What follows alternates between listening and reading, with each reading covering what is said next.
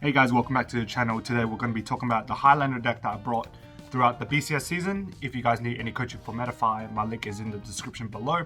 I'm currently in Vegas, and I thought it would be a good time to kind of reflect on the BCS 2022 season and kind of take you through the journey of how I built my Highlander deck from my first regional, which was in Indonesia, all the way to Worlds, the changes that I made, and pretty much the concepts that I have through the deck. So you'll be in for a long one. This is going to be a pretty lengthy video, very in-depth on pretty much everything, every component that I put into the deck.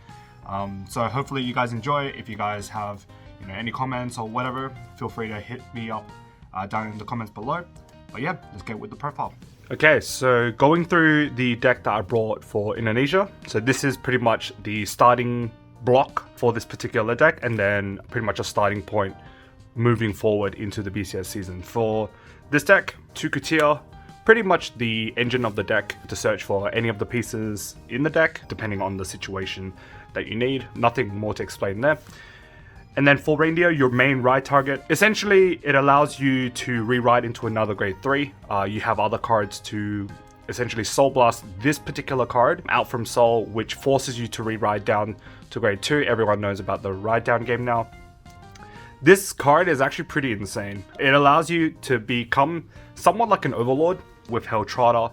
So you have Helltrotter first, this second, and then whatever else you rewrite into. Pretty busted grade 3. So I have 5 rewrite targets, obviously excluding the ones on my grade 2 lineup. So I have Laura, Nezca, Lupina, Ange, and Tira.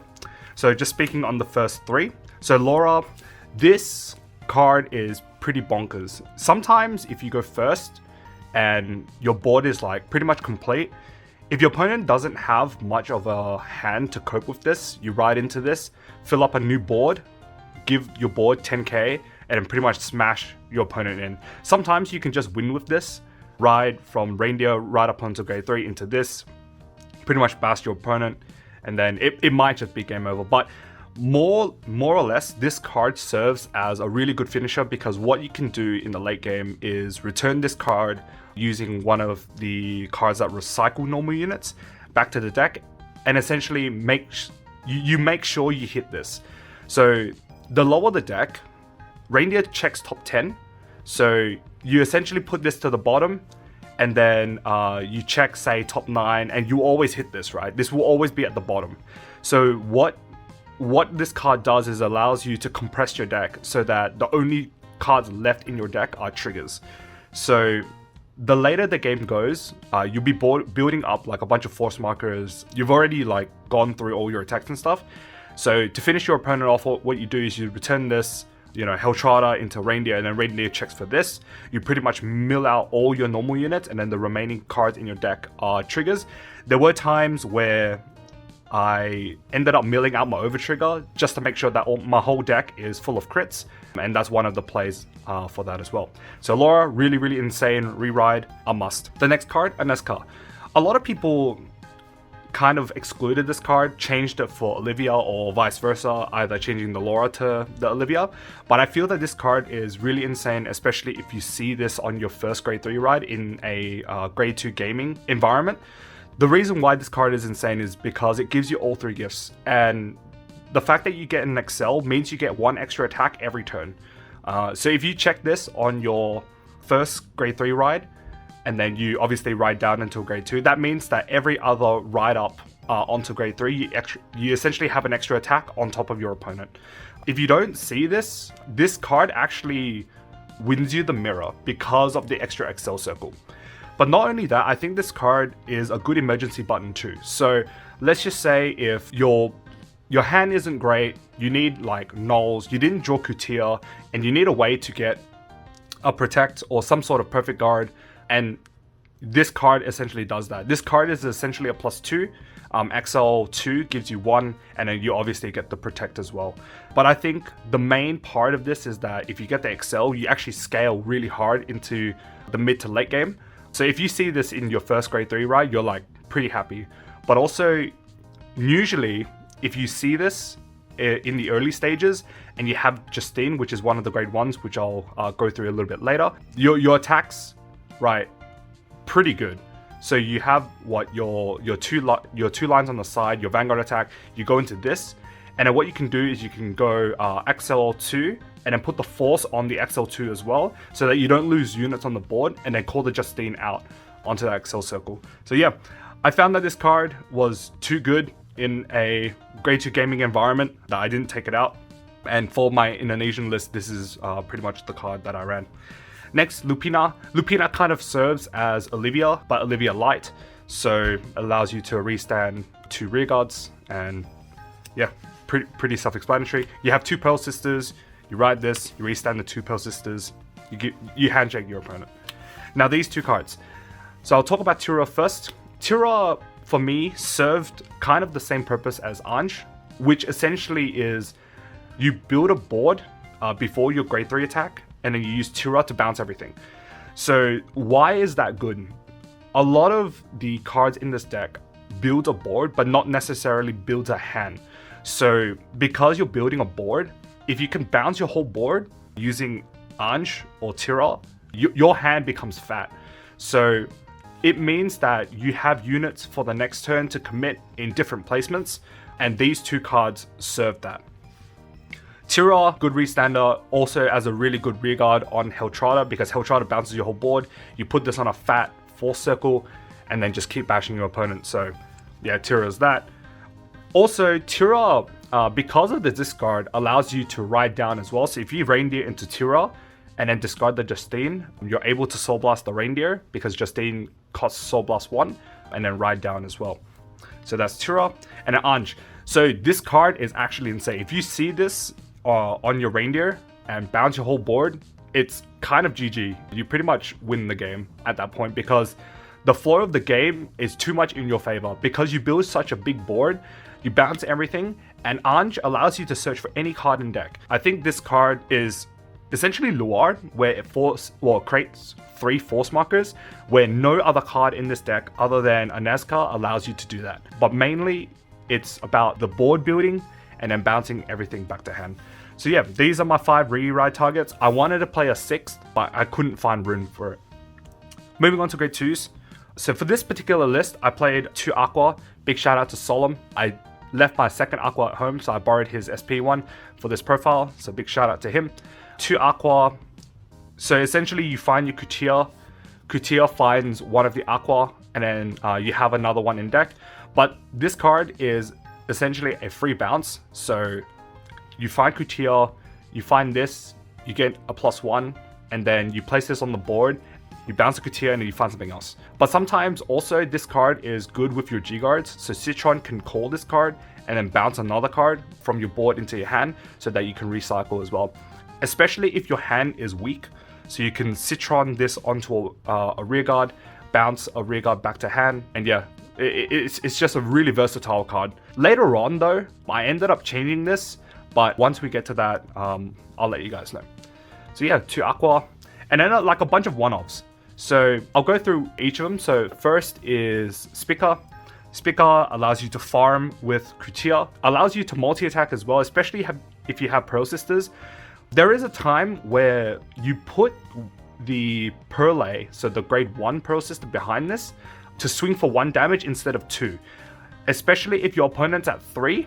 If your opponent's at 3, you want to kind of give them 1 damage so that they're forced to guard the other Pearl Sister on a Heltrata turn. This card allows you to just keep multi-attacking based on how much CB you have. This card didn't really serve too much of a big role in my Worlds list, but I felt that if I needed to include something for like the Strad game, then it would be this. In hindsight, I probably would remove it, because if you're playing like a grade 2 game, this card doesn't really do much. Placina. So this is one of your, I guess, 3 ride targets for rewriting down into grade 2. So I'll talk about these 3, I guess, together, because they kind of serve the same role, as well as Aqua. Aqua is your 4th grade 2 that you want to rewrite down to. So essentially you have 5. So 1, 2, 3, 4, 5. Yeah. So Seria first. Seria is a ditch 1, top 3 at 1. This card allows you to unbrick.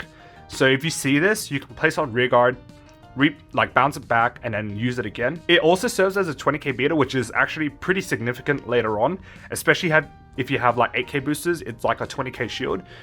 And because people don't run fronts in premium, it makes it so that that particular column is a 2-card guard or a G guard, which is even better. If you ever rewrite down into this, you can discard a card that you may have bounced from like Anj or Tira, or maybe discard one of the other cards, or if your hand is like full of 3s, you can discard and then search for something better. Liselot, a 3+ engine essentially, so if you ride this and rewrite down, because you haven't used this effect on the particular turn that you ride into Reindeer because it's in your soul, you top check and then just call. The good thing about this is that if you end up calling triggers, if you go into Hellcharter, the triggers just essentially go back to hand. If you call the into soul crit, on the Hellcharter turn, you're able to shove it into soul, draw 1, and then build soul and build hand at the same time. But mainly, it's the fact that you get a booster. Sometimes if you're on grade 3 or if your opponent rides up to grade 3, like these 10Ks are kind of useless. So you kind of leave it there, and having the booster allows you to hit like possibly over a tier, depending on which card you call. So like 20 plus 4 is 24. So you're pretty happy with that particular number, but otherwise it's just free advantage. And a Klasina, this card is insane if you have it in soul. If you rewrite it first, essentially +2, 1 to the board, 1 to hand. You search top 3 for 1 card, put it into your hand, 1 card called to the board and 1 to the bottom. It essentially allows you to dig deeper. If you rewrite down from Reindeer into this, you essentially get a +2 without doing anything. So you kind of refund the cost for Reindeer because Reindeer is a -1, but this is +2, so you're essentially +1 each time you rewrite down. So pretty insane card if you find it. And sometimes like you can use the Aquapigi to shove this into soul if you're playing a grade 2 game and then rewrite down into this. So yeah, really, really busted card. Other grade 2s that I ran, Sistico. This card like saved my life in Indo because I was able to return a normal unit back to my deck during my opponent's battle phase.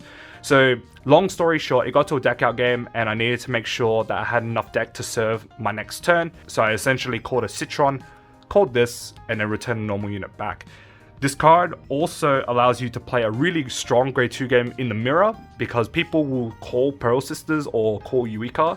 So you drop this, return a 3, and stun one of the Pearl Sisters and the Eureka.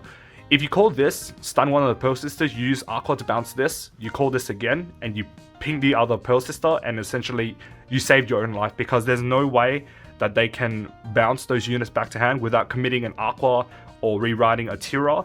And yeah, like they're stunned on the board essentially. But also, if you lock out the Eureka, it means that your opponent has 1 less way to ride down because they have 1 less card to Soul Blast. So it means that if they have Kutia, it forces them to find something else other than their optimal card for play. So yeah, that's Sistico. Pearl Sister, nothing more to say there. This card is a 28k 2 crit bait stick. If you pull this with the grade 1 on turn 2, yeah, your opponent's in for a hard time. Sandy. Sandy is your 5th G-Guard, a searchable G-Guard, which is actually insane. So you Kutia into Sandy, you essentially have G-Guard go into your opponent's turn. Absolutely nuts cards. And then Shiratsuyu, your 1 and only countercharger. This card actually changes later on, but I'll get to that. This card allows you to farm your starter, which is Shizuku, allows you to countercharge on demand. For example, if your opponent denies you at 0 or 1 CB, 1 closed counterblast, you're able to search this off Kutia and then countercharge 1, which fulfills the Hellcharter cost. So yeah, that's pretty much it for the grade 2s. This is grade 1s now. I play Sedna, one of your searches for Kutia or any of your 3s, particularly Reindeer and Kutia, because Reindeer in the deck counts as a trigger unit, so you need to search it either through this or through Betty. Betty is a top 7 search, returns 1 of the cards in your hand back to deck in that case, so you essentially have 2 searches. I know there were decks that ran Radcar, which is essentially a 3rd searcher, kind of, not really, but the fact that these cards dig further is really good. One thing to note is that if you use Seria, if you have Seria and Betty, you want to use the Seria first because it digs 3 in bottom decks, and then you use the Betty because it goes through 10 cards instead of 7. So if you use Betty first, you go through 7, but then you go through Seria and 1 of the 7 or multiple of the 7 cards that you checked off Betty might appear back on top of the deck. So if you want to dig further, you want to use the ones that don't shuffle first, so Seria, and then go into Sedna or Betty when you're searching for particular grade 3s like Kutia. So yeah, those are my 2 searches. Pumo. Pumo is a normal unit Citron. This is your out to Nightmare Doll. This card is the only card that allows you to call a card during a Dust turn, because Dust locks out G-Guards. So if you search this and you have a Honolly, it pretty much stops Nightmare Doll, because Alice costs a counterblast by itself and then has to counterblast for Honolly as well. But also this card allows you to like call Kutia, call Aqua, call Liselot, call Sistico in your battle phase. So very versatile card, but in a grade 2 game, this serves nothing. It serves as a 5k, which is what I found at Worlds. The next card, well actually the next 2 cards, so I'll talk about this in conjunction. So first, the Harmony PG. I needed it for the Harmony ability. The second effect, where you can discard a card if it's in Harmony, you can bounce it back to hand, didn't really come up because it was always in my hand, because I searched it off for Kutia if I needed a perfect guard. That's pretty much the purpose of it, the fact that it has Harmony. And Aina, so there was a time where I wanted to use Alk because my opponent damage denied me at 1, and this card allowed me to have a turn, essentially. There were times where if I went into Heltrata, my opponent's on the same damage and I heal out. This card allows you to play a more Harmony focused game. This card I ended up taking out for my Worlds list, but I'll get to that later on. But this card allows you to mega farm with Kutia, because you can place this down behind the Vanguard, give Kutia the Harmony ability. Alk allows you to bounce 2 units with Harmony, and then you essentially recycle with Kutia again. Honolly allows you to stop multi-attacks, very self-explanatory. You're out to Nightmare Doll if you combine it with Pumo. If they're going to Dust, you drop a Pumo, you drop this, and then yeah, GG. Next, Vanessa. So this is one of your other recyclers as well. This can also recycle heals because your heals are grade 3, but also it serves as a really good attacker. So if you have multiple force off an Anj, you go into an Anj, you call this, you pretty much clear up your board, and at that point, we still had Stunverse at 4. So the fact that you could, I guess, get rid of units from your field, it serves a big purpose. So this allowing you to add 1 card to hand, which might not necessarily be a 10k shield, could be a 15, could be a G-Guard, could be whatever, was really good. But the fact that you can recycle heals was actually insane. And you can actually use this multiple times. So what you can do is you can Soul Blast this, use Sistico to put it back and then call it back out again to recycle multiple heals. But I don't think that ever came up for me. It's just a little gimmick that I found. Very, very good card. I ended up taking this card out for something else, but I'll get to that. Resius. This card means NLK's attackers are super weak. Barrow calls, well, NLK into Barrow. Barrow calls out 2, which gives plus 10, which are 23k attackers at best, unless they call a Rhodia. So this card allows you to bump up your Vanguard to 23k. Sometimes also, if you hit a damage trigger against Nightmare Doll, you're on like 23 base, you drop this as 33 base, you're pretty much super happy. And then if you use your G-Guard to bounce a 3, then you're on 38k base, your opponent literally can't hit over you. Very, very strong card, but also you can also place this in like a column with Seria, making it 23 or 33 with a force, but then you essentially give a pseudo force, so plus 10 to something else. So maybe on like the other side. Or essentially you have a Seria which is 20k, 23, and then you don't have a force on it, you use this effect, give it to Seria, and then that's a 33k line. And then Justine. This card is your free plus engine, your re-ride down. You search for this, and then pretty much what you do, you discard off the effect of Reindeer, and then it allows you to Soul Blast 1, Soul Blast in the grade 3, which means that the remaining cards in your soul are grade 2, grade 1, and grade 0. So this card allows you to re-ride down, but also you can also multi-attack with this in a way that if you ride Tira on your Reindeer, you can discard this and then put this on a rear guard with like multiple force and then attack with it. So yeah, very, very versatile card. Allows you to extend. Really, really strong card. Next, Rolox. So I had to find a way to beat Dimension Police, and this was the answer. The reason why this is the answer is that on your stride, he'll try to back down to grade 3, which is Reindeer into something else. So what you can do in conjunction with Justine, you can Soul Blast the grade 3, re-ride down to grade 2. So what this does, it allows you to have access to Rollock, because Rollock needs a grade 2 or less Vanguard, and because you're rewriting down to grade 2, it allows you to essentially block a Unibird which has multiple linker attached to it, or even like an Excalibur with multiple linkers attached to it. So yeah, that's like one of the little gimmicks that I found. But also, like, if you're versing Rising Greedon, if you're playing a heavy grade 2 game against them and they play a grade 2 game against you, then you kind of want access to this particular card so that you could guard, you know, one of their Regas or whatever. But essentially this counts as a 5th PG in a grade 2 game. Very, very versatile card. The second Pearl Sister serves the same role as that. And then the grade 1 Aqua PG, this card allows you to put cards into soul that you need. So for example, if you draw this early, sometimes you draw this after your grade 2 ride, you can pop the Clicina into soul and then do the re-ride down game into Clicina. But mainly this card is just a PG that allows you to get soul, which is really important in this deck because this deck doesn't actually generate a lot of soul. That's pretty much the main purpose. I don't think I've ever used the second effect where it dismals all my regards, but it might have came up like once upon a time, but I didn't realize it. But yeah, that's pretty much the main deck. Obviously triggers as well. 2 draws, 1 over trigger because over trigger is busted. 2 draws because I'm running 2 PG grade 1s, 4 heals, and then my draw trigger. So there were a lot of people that ran Crook. Crook kind of serves the same purpose, but it's slower. So Crook can bounce a Coutier, which allows you to get an extra card, but it's slower because you need to activate GB. So it's still a 10k shield. So Crook is a 10k shield, this is a 10k shield as well. But defensively, this is better if you want cards in hand, whereas Crook plays a bit more aggressive because it's a stand trigger. So both serve the same purpose, but in a grade 2 game setting, you're never going to use Crook anyways, because people are just going to ride up, ride down, and, you know, just stay at grade 2. You're never going to get GB. So I felt that the draw was much better in that scenario. And then 8 crits, self-explanatory, and then 1 starter. So going through, I guess, the transition of my deck to, you know, different regionals, it only changes within the main deck, so none of the triggers change, so I'm gonna leave that to the side.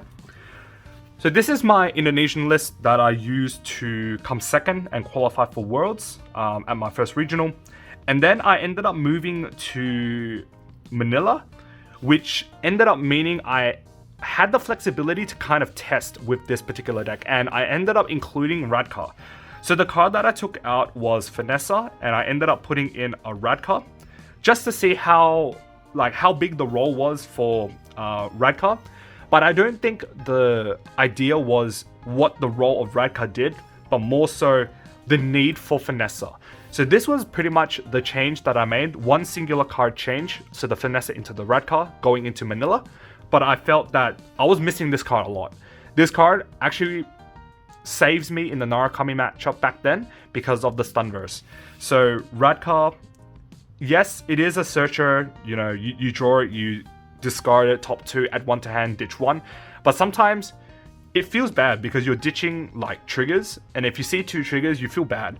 So I don't think this card served too much of a big role because of the amount of cards that it searches. It only searches 2.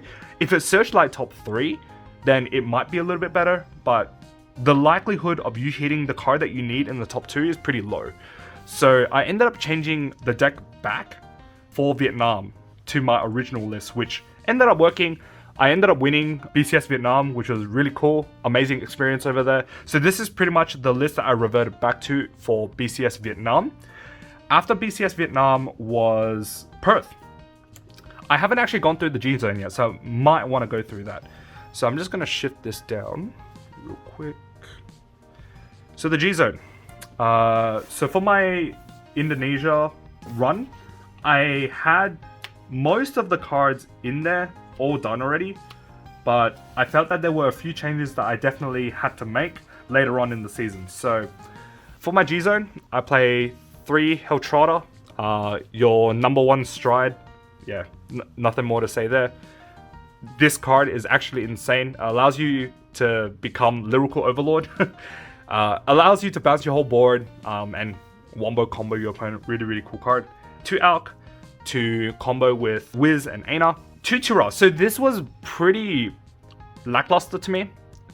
I ended up changing one out for something else, but I'll explain that a little bit later. But I felt that I needed a second one if I couldn't fulfill the requirements for Helltrotter. So I played 2 in my Indonesian list. And then I played 1 Anj. This card was my MVP for BCS Indonesia. This is solely the only card in your G zone that allows you to bounce up to 3 without drawing and without any requirements other than CB2. So El Printer bounces 2, Armorist bounces 2, but this allows you to bounce 3. Why is that important? It's because you can then proc Tira as a rearguard. So because of that, I was able to win the top 8 in BCS Indonesia because I was able to fulfill an extra attack with my Tira. So yeah, that ended up being an insane game against Kelvin Galini. So yeah, I play 1 Anj. In the Link Joker matchup, this doesn't really come up much because Helltrotter serves the same purpose. I guess like if you didn't have hand, you could use this, but very, very unlikely that you ever get into that situation. 1 Shandy, if your opponent gives you 1 and you don't have Kutia, at least then this allows you to search. Megiddo is a emergency button. Let's just say your opponent drains you all the way down to 1 card, and if there was 1 card I would keep a Reindeer to Ultimate Stride into this. Allows me to abuse my force markers and then call, double Pearl Sister. Other attackers like Tira, maybe my Kutias allows me to deck thin a bit more so that my deck is compressed of triggers. But yeah, this card is insane. I never actually got to use this card because I would kill my opponent on my Helltrotter turn. But yeah, this definitely would have came up if it needed to. For G-Guards, so I ran 1 Sandy, just a big G-Guard, I guess. The CB1 plus 5 mattered more than anything else, especially if my board was cleaned because of Stunverse or if I bounced it off something else. But yeah, that was like the only thing that really served the purpose with this card. Otherwise, I'd be using Citron. So I ran 3 Citron. Your MVP into Narakami, you place a card in the front row, blocks out Cho'o, and yeah, your opponent essentially can't restand. I tested with 2. I don't think it was enough in a Stunverse matter, but yeah, well, Exterminate turn, I guess. But yeah, I ended up moving it to 3. Big shout out to Stephen Lee. He got me on 3. Really, really insane card. Allows you to really do anything, to be honest. So there were points in the game where like I could use this with Aqua or Sistico to return cards, Liselot to attempt to get like another grade 2 to intercept. If I didn't have Kutia, I could use Citron to call Sedna. Sedna, because it's placed from hand, procs her ability, can call Betty, can call Resius, which allows you to pump 10 to a rearguard. Like, this card is insane. Mainly because you can call Kutia and then search for a card in deck. So essentially, Kutia in hand replaces a card that you needed, but it keeps it safe in deck, which is why this G-Guard is too good in this particular deck anyways. And then the last 2, the 2 new G-Guards, Lucrece allows you to bounce a card on the board, 30k shield, or gives 5k for the turn onto your Vanguard, which is really relevant in the Nightmare Doll matchup. So yeah, that's Lucrece. Going back to my vanilla story, so I ended up swapping out Vanessa for the Radka, which immediately got taken out. But then I also found that there was another change that I needed to make for Perth, because I went to Vietnam with this particular list. So going into Perth, I needed to include a Dismal. The reason why was because I versed a Shiryuki, which I ended up putting the Honolulu, but they had 2 or 3 Silhouette girls, so which meant that my Honolulu would have been targeted. But luckily enough, I ended up winning that game, but Dismal was really crucial. But I never found that I ever used Shandy, so I ended up taking Shandy out for a Dismal in that case. And it really helped, not just in the Shuriken matchup, but the fact that you can protect anything. So yeah, that was essentially a really good card to include back for BCS Perth. Going into BCS Melbourne, this was the release of Lyrical Set 3, or when Lyrical Set 3 was legal. So I had to put in Yuika. So Yuika is insane. This allows you to bounce the card in front of it after you attack. So you usually put Kutia in front, or you put Liselot in front, and you can utilize that on the next turn, which is actually insane. But Mainly it is used for the Soul Blast 1. So when you, at the end of the battle that this unit boosted a rearguard, you can Soul Blast 1, bounce the unit in front. The Soul Blast 1 allows you to Soul Blast the Reindeer, which allows you to read right down into grade 2, but allows you to protect your Coutier. So previously you didn't have a way to, I guess, bounce this card unless you search into a Tira or an Anj, but now you can with Eureka, which is really, really important. There are games where you don't see Coutier, but you see Lieselot. It essentially means that you can spam Lieselot on the next turn, which serves the same purpose as Coutier because it's a +1. So I ended up changing the Resius for the Eureka because I found that Resius didn't serve too big of a purpose because there were decks that hit too big. So the +10 wasn't too impactful in my opinion. I ran through decks with like Maidens because I'm, riding up, riding down, playing a grade 2 game. I played against, DP. DP doesn't really care about this. There were other decks as well. The 10k didn't really matter too much. But yeah, I guess I didn't verse too many NLKs in the tournament setting. But yeah, I just felt like this card wasn't fulfilling its role enough for me to keep it in comparison to all the other cards in this particular deck. So yeah, which is why I swapped it out for Eureka. So this was kind of the deck that I played for BCS Melbourne as well as BCS Singapore. I think there was like a singular change, but I don't think it was too significant. So now going to Worlds, my mentality was I needed a way to play a grade 2 game more efficiently. So I found that these 2 Harmony cards were actually quite useless because essentially I used the Harmony PG because I had Harmony, but then this card is essentially a 5k shield because I'm never striding. So I ended up tossing these 2 because I never really went into this. So I ended up removing these 2 for Myrtor and the DPG. So the DPG allows me to have a free PG, especially if my opponent aggroes the hell out of me. Allows me to 1-card guard anything big. But yeah, that's pretty much it. And then Myrtor. Myrtor is like another card that you can use to ride down. So if you search into an Anj, Anj can call out Myrtor. Myrtor Soul Blast 1, which then Soul Blast the Reindeer and then you ride down. So it was another card that I could use to ride down. But otherwise, this card allows me to play a more Anj-oriented game. So let's just say there were games where I rode Anj. I could call Justine and then Myrtor. Myrtor calls something else, and then Christine calls it out. Let's just say, Myrtor and Lieselot. Lieselot +1 onto the board, and then Christine calls out. So you have 4 units. But also, it's against the Eradicator matchup as well.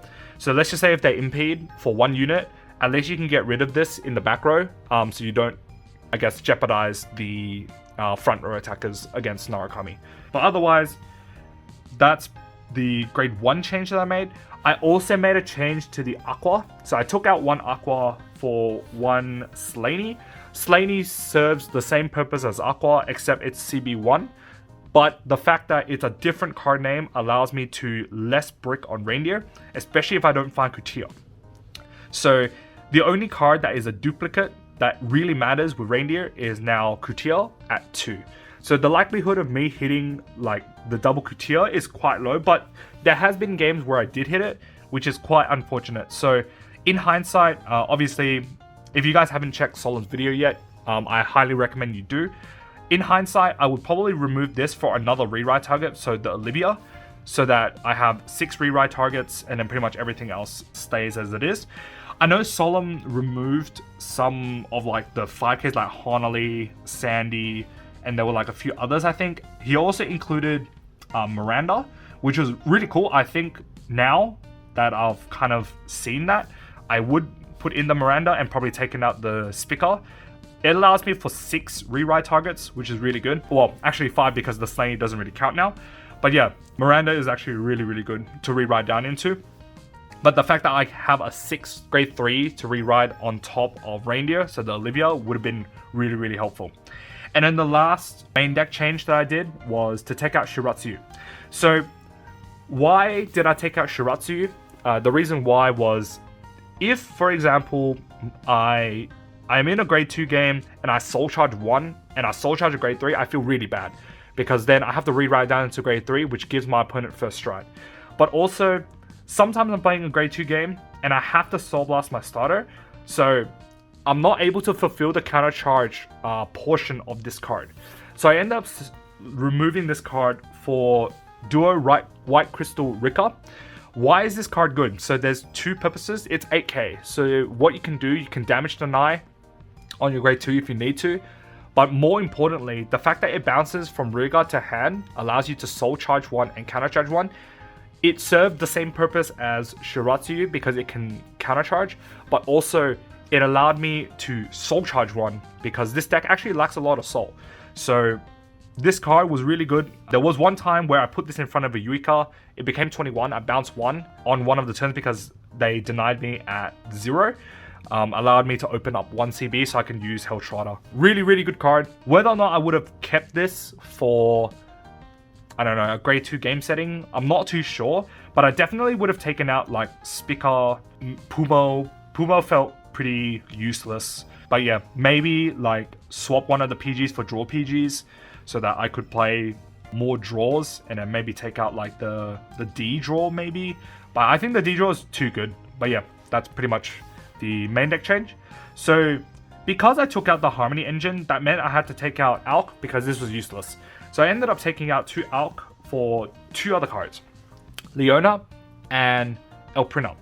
So Elprina allows you to play as, I guess, like a pseudo damage denied stride. You can soul blast 1 to bounce 2. So if you like called a bunch of stuff with like Liselot, you can bounce it back. If you have Kutia in hand, you can abuse Kutia. So Kutia into Aqua, into another Kutia, into something else, and then essentially bounce back and then use Kutia again. So yeah, this is why I ended up putting in that card. And then Leona. So this card actually makes a difference. This is the only G-Guard that allows you to bounce non-normal units, so trigger units. So for example, if your Liselot called like a heal trigger, you're able to bounce that heal trigger so you can G-Guard again. So this is the only G-Guard that allows you to bounce trigger units, meaning you can bounce PGs that you found off Liselot or Laura. You can bounce like a bunch of other stuff, especially if you aren't in a stride yet. This card actually matters a lot.